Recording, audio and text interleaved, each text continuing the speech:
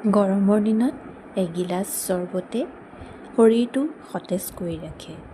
সেইবাবে আজি বনাবলৈ লৈছোঁ জামুকৰ চৰ্বত। জামুকখিনি ধুনীয়াকৈ ধুই গুটিখিনি পৃথক কৰি ল'লোঁ।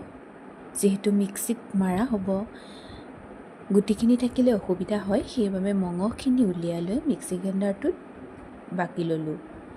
জামুক যিহেতু কেঁহা, সেইবাবে সোৱাদৰ বাবে 2 চামুচ চেনি আৰু ক'লা নিমখ দিয়া হ'ল।